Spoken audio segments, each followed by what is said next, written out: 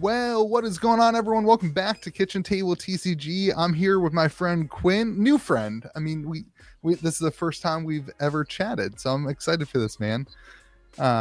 Quinn and I are in a Facebook group together, and I just saw him posting the other day. I always see you post stuff, Quinn, and you're very interesting to me because of everyone, most people post about buying this or trading this or their thoughts on the market this way, but you're always doing this like deep thoughts on the game, like the actual gameplay of stuff. And most recently I saw that you posted that you had done some play testing for Wizards of the Coast and for Magic, and so that made me just be like, hey, I'd love to get you on the channel and just hear your thoughts about Magic the Gathering. And so thanks for being here. No, my pleasure. Thank you for having me. Yeah, I've done some playtesting for them. Always interested to see what's coming forward. Yeah. Yeah. Well, I thought we could start off. This is the first long format video that I've done in a long time. I love to ask this question: how did you get involved in the trading card world? Like, what brought you from wherever you were to like now you play trading card games? I'm trying to think of how I started. I mean, I started with Pokemon. This was back in the 90s. So I was born in 89. And Pokemon in like the mid 90s was just kind of like the thing that everyone was doing. And then I think I was like, would have been like 10 or 11 when I was joining the Boy Scouts. And Boy Scouts, everyone played Magic. We were either playing Foursquare or Magic. Those were like the games. And so I started playing Magic then, very poorly. Got better over time. And that would have been, let's see, so I was like 10. It was during original Urza block. It would have been very late 90s, right before 2000. And then going into middle school, like whenever we would do like our camp outings, we would pool our money together to buy like boxes of Mirrodin or Darksteel and do drafts.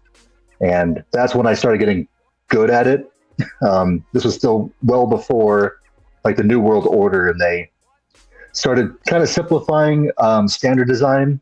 Like for a long time, my favorite card was Scornful Egotist, which is a card that Morrow, in his article on new forward design, specifically called out that he didn't like because you had to know CMC mattered, otherwise it's just a terrible card.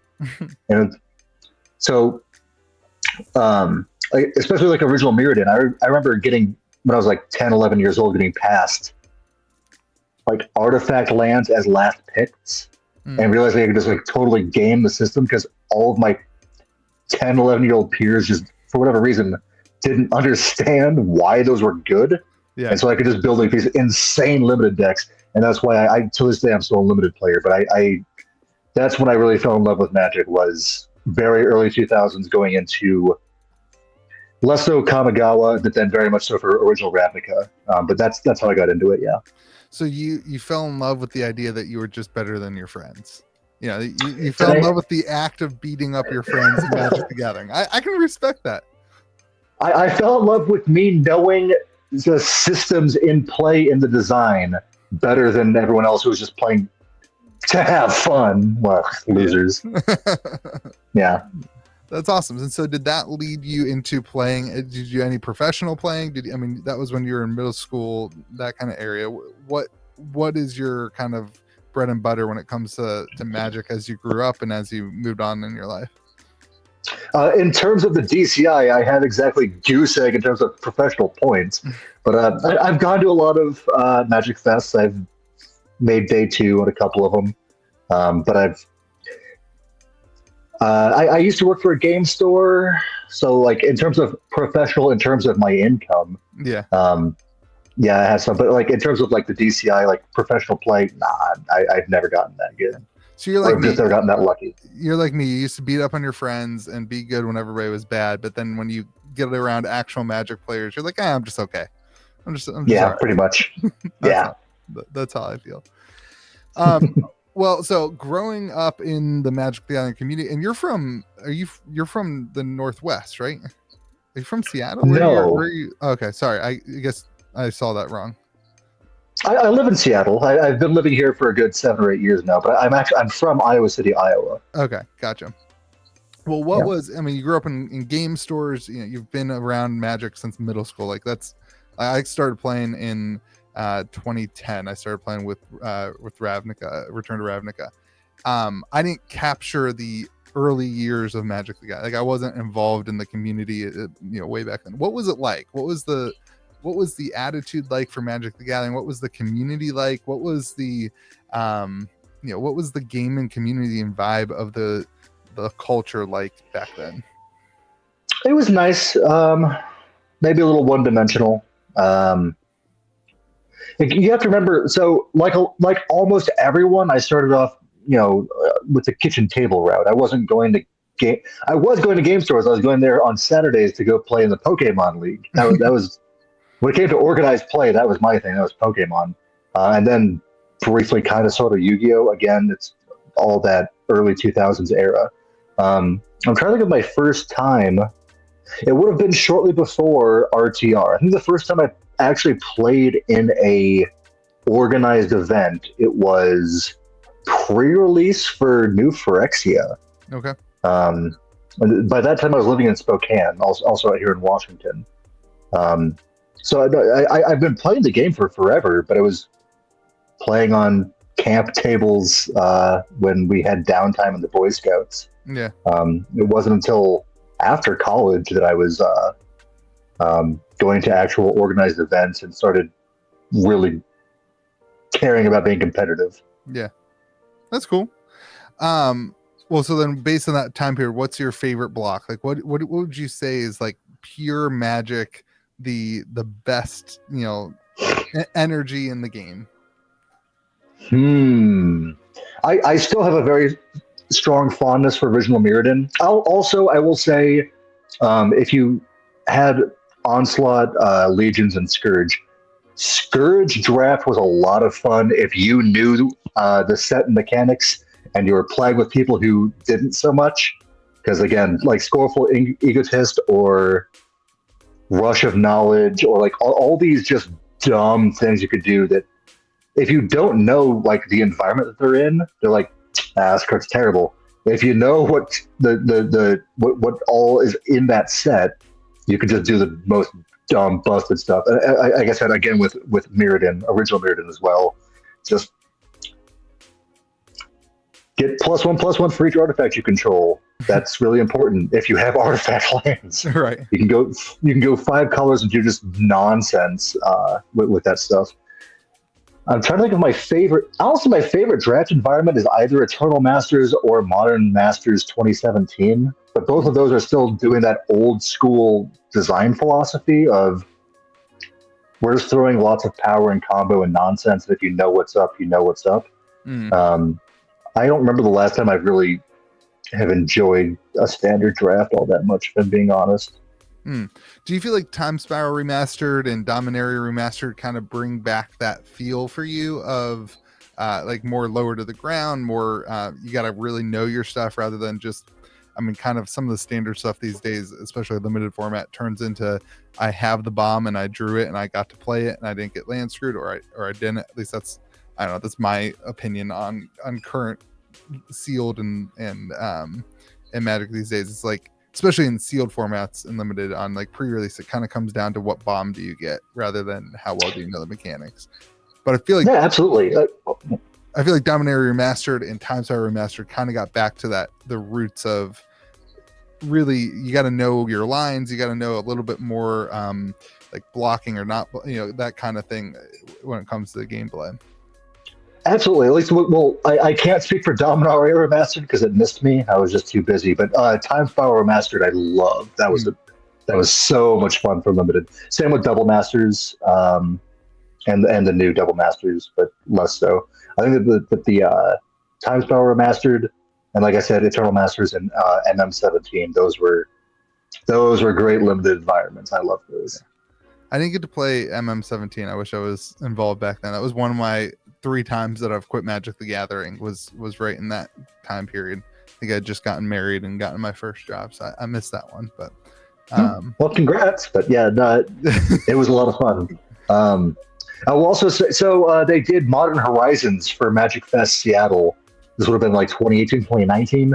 I like Modern Horizons. I didn't really get to play any competitive Modern Horizons 2, but I made day 2 with Modern Horizons sealed. That was fun. Cool. That's yeah. my favorite set of all time, Modern Horizons 1. I love Oh, dripping it. I good. love playing it. I love playing, draft and see like it. That set just brings back. I remember just being with my buddies and we would just buy boxes and play. Like that was like the first set for me that was like, I'm not worried about building a deck or doing whatever. I just want to play the limited format for it. It was so much fun. So how are you feeling? You've been involved. You worked at a game store.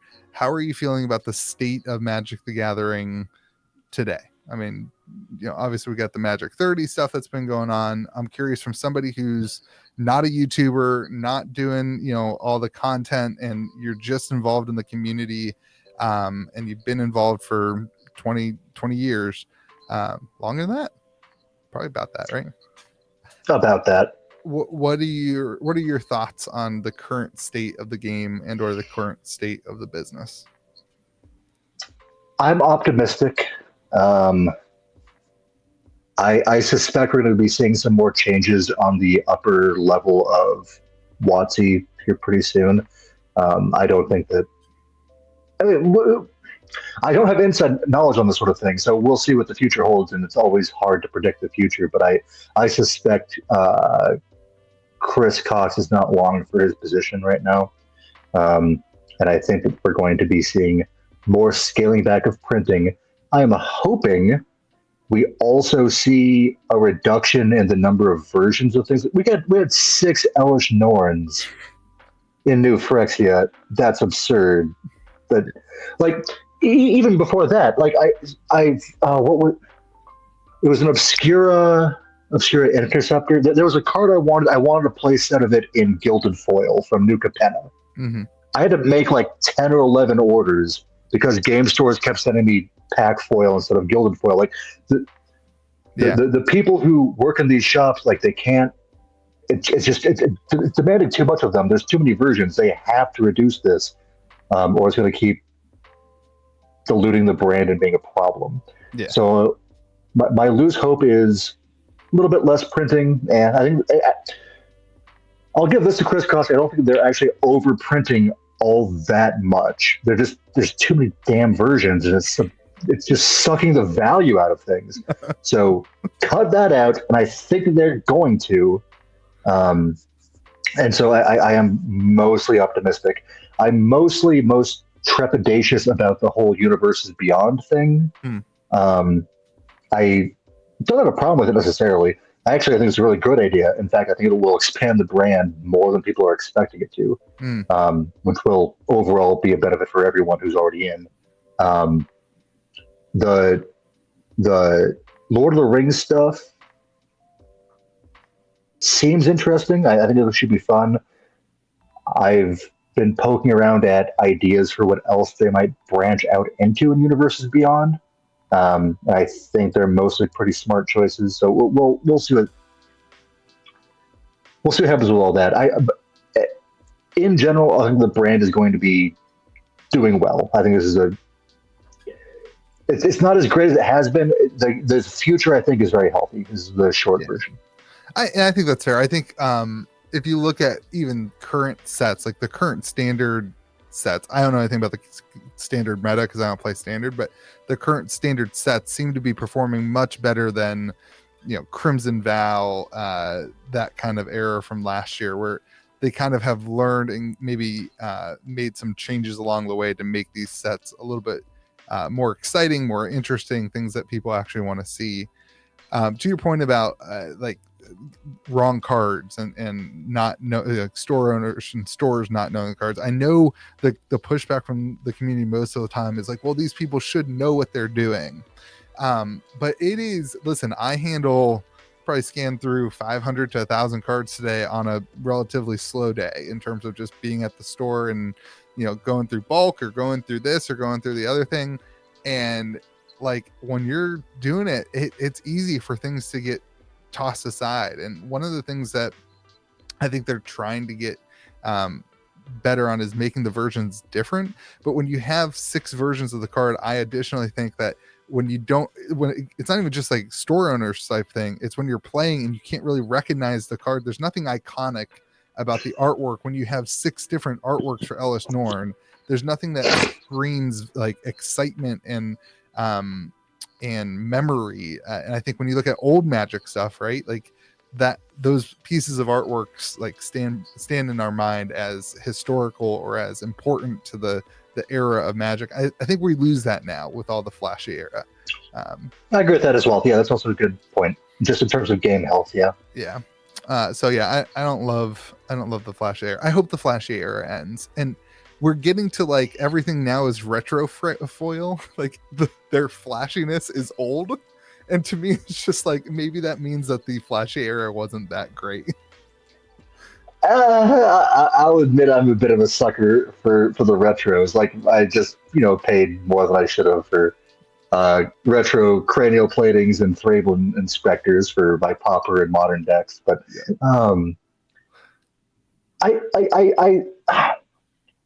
I think they hit the nail on the head perfectly with the Masterpiece series of BFZ and Kaladesh and Amonkhet. Like, it needs to be obviously not a normal card of this set, like just radically different frame, look, everything, and also like 1 or 2 to a case. Yeah, have it be rare and stand out and be cool. Go back to that. That was awesome. Keep doing that. That is the correct way to go about alternate arts and get people excited for, even if it's a 1 in 100, even with collector boosters having like a 3x chance at it, whatever, fine. But just that is a good way to have a system, like a good system for chases that you don't have to violate the reserve list or anything like that. Yeah. And when you have those chases, it ends up making the playable singles cheaper because collectors buy the boxes, they buy the stuff, and then they end up selling off the non-collectible pieces, and it makes playing the game cheaper for people who are just playing. So I think it's a win all around. In the short term, yes, I agree. Yeah. Do you like collector boxes, or do you not like? Would you rather it just be old school draft boxes, or do you like the draft set collector paradigm? I will say that I despise set boxes. I'm in the weird minority there. You're speaking my language. I don't like set boxes either. Yeah, if I'm buying to open and not play with, yes, I will buy set boxes. Which is to say, I don't buy set boxes because I either want to sit on it so I can play with it later when it's 5x as expensive, or I want to open it, in which case I'm going to go with collectors. Yeah. Or best of both worlds, sit on the collectors. Like set it's great if you just want to crack through packs, and I don't do that. I open product to play with, or I sit on it. You can't draft with set boosters, so I'm buying draft and collectors, throwing it in my closet to forget about it. Every once in a while, I'll have some friends over and we'll do a draft, or I'll sit alone or with friends and open collector. But I have no love for set boosters. They're great value for opening in the moment, which is not something that interests me. Yeah. So I feel like the collector boxes have kind of made foils not special. Like it's just not that exciting anymore. And for me, like I remember opening Modern Horizons, the first Modern Horizons, and like chasing foil commons for my Pauper decks. Like being like, I need this common and I want it in a foil, and like that being an exciting thing. And now it's just not there. But I guess I'm just I 100% agree with you. Collector boxes have destroyed any chase desirability of foils, even for rare foils. Yeah, at least for some of them. But I still think that long term they're a good investment. So yeah, that's fair. So you think business of the game? You think they're gonna hammer down the pert run? Are you feeling good? Are you feeling confident? Like we got $400 set boxes of Commander Masters. Is that something that you think is just nature of a master set? We've never seen a set box for a master set before, or is that something that you feel is just grossly overpriced and it kind of polarizing in the community right now? I don't think it's grossly overpriced. I think it is overpriced. I think it will come down for that matter. Or the market will just reject it. Like whatever. It is what it is. I don't think that a set box for Commander Masters set is a good idea to begin with. I would not have had they asked me, I would have said, nah, stick with draft to play with, collector to collect.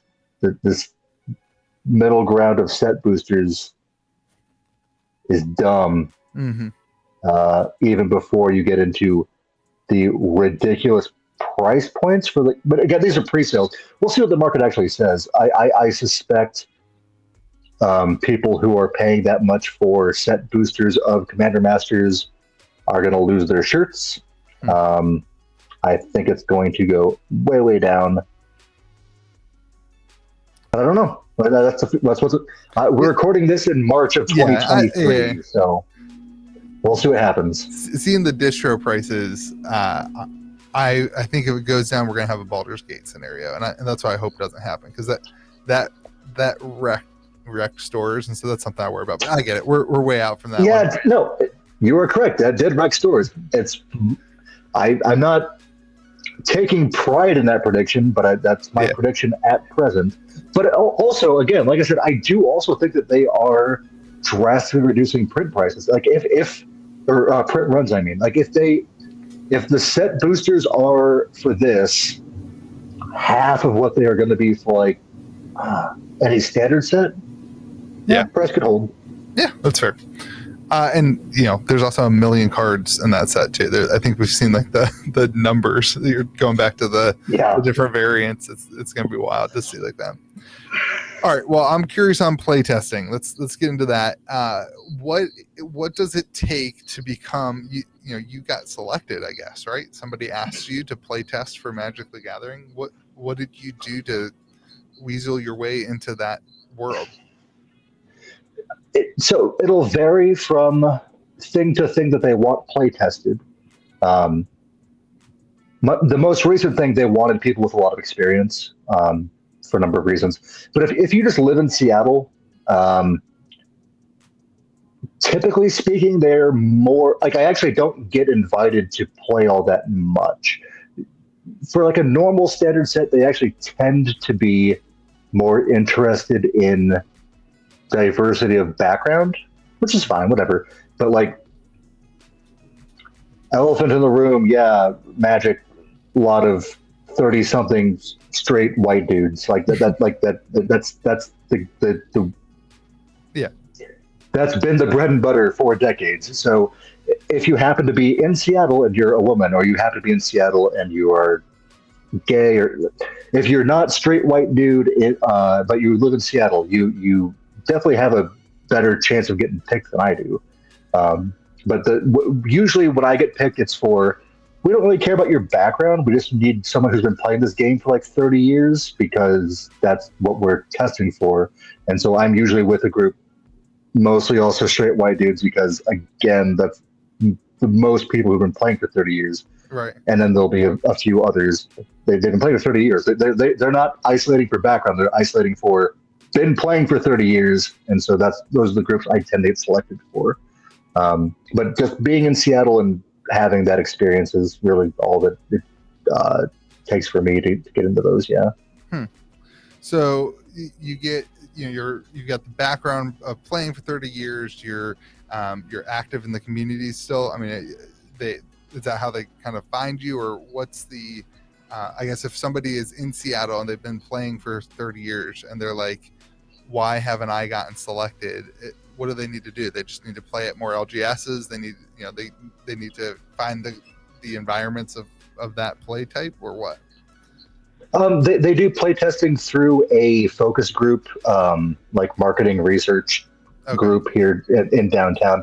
They do send, like I've met many Wizards employees that will hand out cards for market research for this company that they use, like at pre-releases or at FNM. So they'll just send out people like, hey, they'll usually give a pack of draft or set booster with a card like, hey, I'm from WotC. Would you be interested in doing like a play test or doing a market research study? And that's how they'll have that out. But me, I guess I'm the weird one there as well. It's the same market research group, but it was like 10 years ago. They were doing advertisements for beer, and that was how I got involved. I just happened to find out that they had market research and playtesting for WotC as well. And so I mentioned to my friend who worked at the time, after I'd done a couple of just market research testing, I like this beer commercial, I don't like this beer commercial.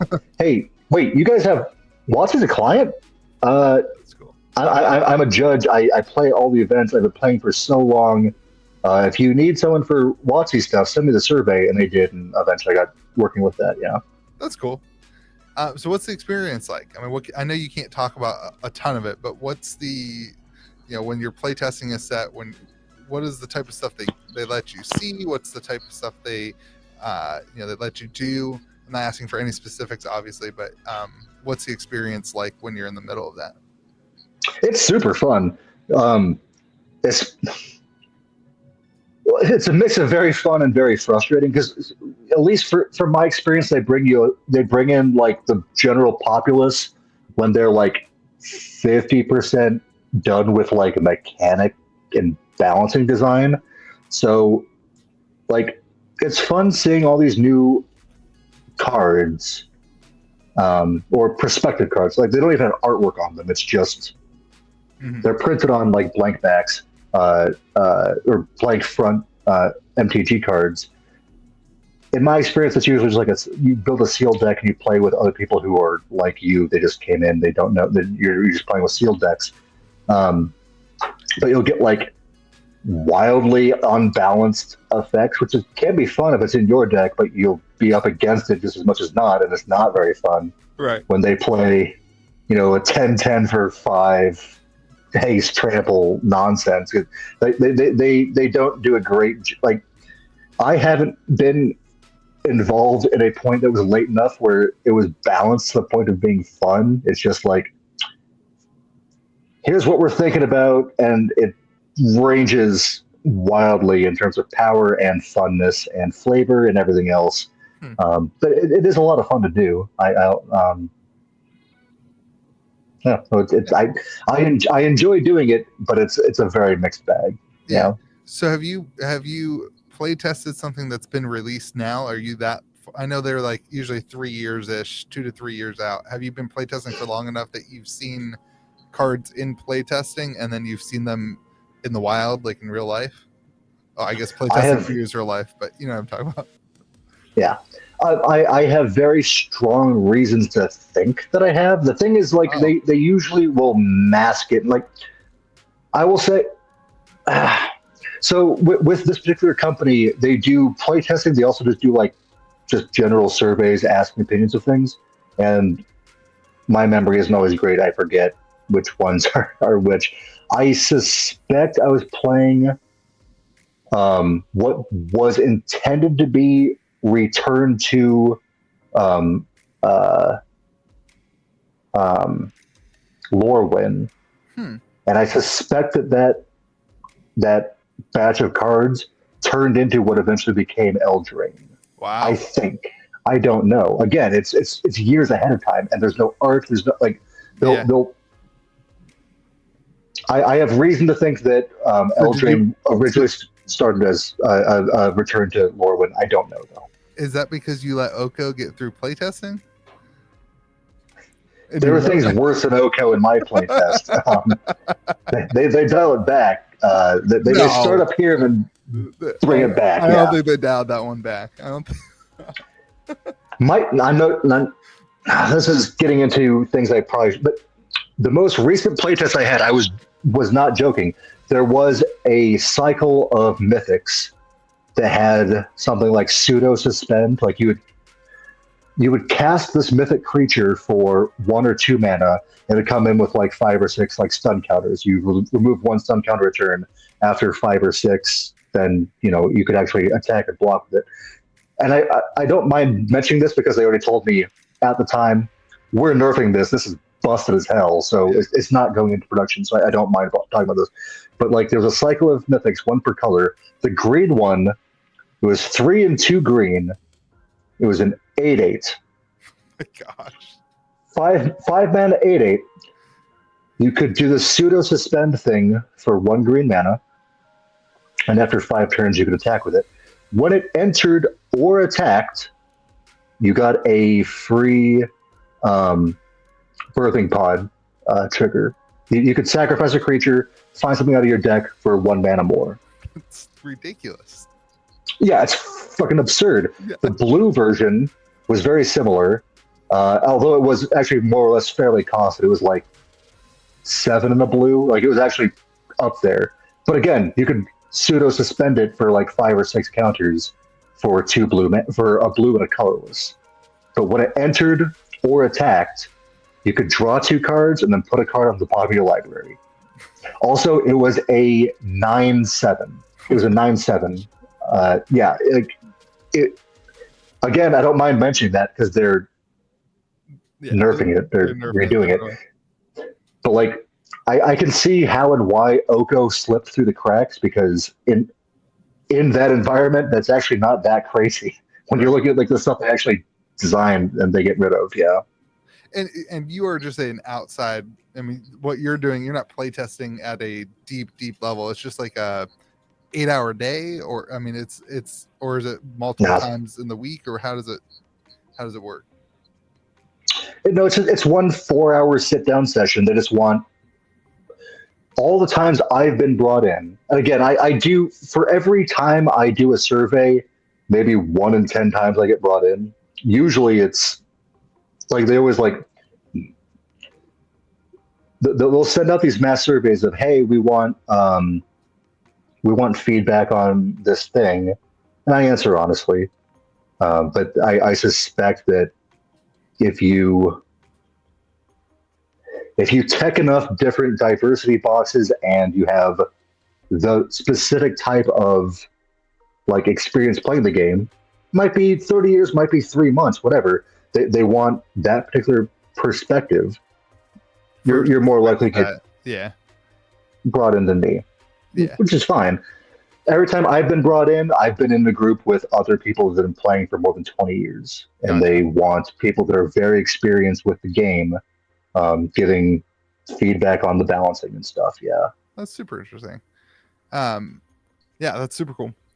I'm jealous. Like, I think it'd be so cool to be able to be involved that early and see things. I think it'd be fun to try to guess. I imagine you try to guess on stuff later. Oh yeah, of course. It's super fun. Yeah. It sounds like a pre-release. Like, it sounds like you just get to do like a super early pre-release. So actually, it feels. So, I don't know if you got to do. Well, almost no one did. So I went to HasCon, and I think it was 2017, to do the advanced release of Iconic Masters before the spoiler season. I don't know if you remember they did an old school pre-release where there wasn't any spoilers. You just showed up at HasCon in Rhode Island. That's and got to play with Iconic Masters. It was so much fun, and that's a lot like what the play tests feel like, except better designed and balanced. Yeah. Man, I miss those days when you didn't know what was going on. Well, it's because like not only did they not have spoiler season, or even if they had spoiler season, maybe I just was not connected. Well, there wasn't the internet yet at the time. Like, you just showed up and you had no clue what was in a pack, because you had nowhere to look it up unless you bought like the fat packs that had the Pokemon booked on all the cards. Well, even then, those wouldn't hit market until release day. So at the pre-release, you had no knowledge of what was in it. Gosh, the internet has ruined so many things. It's wild. Yeah. Do you do any arena? I don't. No, I don't. I tried getting into it, and I wasn't enjoying myself. So I don't play arena now. I like the gathering part of Magic more than I like the actual Magic. Like, I like hanging out with people and with friends and spending time together. The arena stuff doesn't do it for me. Like, I guess I like playing the game, but I don't like playing the game more than I like playing the game with my friends. So sure. I'm pretty antisocial. I like I can do this thing that is fun that I enjoy for $15. But unlike other things I enjoy for $15, like going to the movie or getting drinks with or without friends, this $15 might return like $50 in 5 years if I happen to open the right things. Like, it's fun. It can be with friends. It doesn't have to be, but it can actually have an ROI. Yeah. Like, all the cards I bought in the 90s, I sold them last year. That's how I paid for the down payment of my home. I'm a homeowner at 34. I'm single, and that's very rare. especially in a land market like Seattle. Like the land prices are here absurd. But Right. I was like, well, buy my first home at 34, even though I'm single, because I Hey, the magic bought paid cars for in it. the 90s. Congrats. Yeah, Anything crazy that thank you you. sold? I mean, what was your, was it your pride and joy collection? Was it, what was the, I basically sold everything worth more than 50 cents and under $20. Everything worth more than $100 I actually sat on. Like I still have all my All Hallows Eves and my P9 and all that stuff. Yeah. nice. That's awesome. That's super cool. Well, Thank you. congrats on being a homeowner. That's awesome. All right. Thank you. Last question. And I'll let you go back to All right. your home.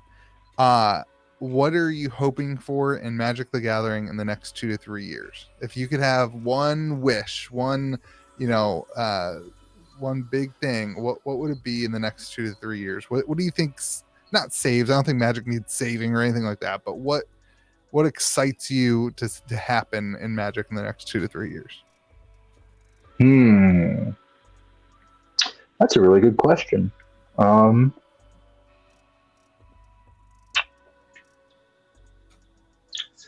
I guess I know we've already gone 3 times, but I mean, I'm a big fan of Ravnica, and I have a pretty good suspicion that we're going to go back for a fall release to Ravnica in the next year or two. So, looking forward to seeing what new toys the Orzhov Guild get. Always looking forward for that. I'm I still am like I'm 50-50 on Universes Beyond, so we'll see what the future holds there. I would like to see. I don't know. I'd like to see like a part 3 to Modern Horizons. I really do enjoy that line. Modern Horizons and Modern Horizons 2 are just so much fun to play with, and I feel like they revitalize the modern format in a way that is not like really frustrating and annoying. It's just like we picked Affinity needs some tools because it's straggling. Here's Urza Saga. Is it tier 1 again yet? Cool. We're not getting back Mox Opal. Fuck you. But here's Urza Saga. All right, we're good. Cool. Like I enjoy the way that it rebalances eternal formats like that while skipping standards. So I'm hoping we get some more stuff like that. I'd even be okay with like a Pioneer Masters or Pioneer Horizons. Maybe we'll see. That sounds like fun. Do you think do you think that the Lord of the Rings set is going to fit that bucket? Because it's not standard. Broadly speaking, no. Okay. I don't think so. And we'll see. I think there's going to be a bunch of fun, cool stuff, but it's not going to be competitive in eternal formats, broadly speaking. But okay, that's my prediction. Mostly, I would love to see them cut back on the different printings. I don't want 6 Elish Norns. I want a normal Elish Norn and maybe one cool one, and then foil and non-foil of each. Yeah, that's it. That's all you got to do. So I would love to see a return to like the masterpieces and like have one that is distinctly 1 in 1,000 packs and cool, rather than what they're currently doing. I don't know if that's in the future. I hope it is. I'm pretty sure it is. I'm also hoping that they're going to cut back overall print runs to maintain stable pricing at release. But those are things that I'm most excited for. We'll see if we get any of them. Yeah, I like Just it. hoping. I personally hope that we see a complete rework of the lore and the story. I know this is gonna be crazy, but I think with this ending coming up of the Phyrexian arc and all that stuff, it's like the perfect opportunity to say, hey, we're restarting the IP and the brand and the lore, and like we're gonna lean into it. We're gonna do it better. I hope we see that I kind of actually feel like it's already been nixed, but I hope we see the Netflix series and that launches and that brings people into the game, and then the new era of people can follow along on the lore and really capture it. And it's almost like we forget about the last 30 years of them like not caring about the IP and the brand, and they focus in on that, because I think for the long-term health of the game, I just think we need something like that. Like, I think if they want it to be more mainstream, if they want it to see a wider audience, like you do with Pokemon and all that stuff, like I think they need that. And right now it's just such a mess back there, and nobody has any clue what's going on. So to refresh it, I think it would be great. I like that idea. I'll say a couple of things. Number one, I don't really follow the lore all that closely, if I'm being honest. Number two, people are very much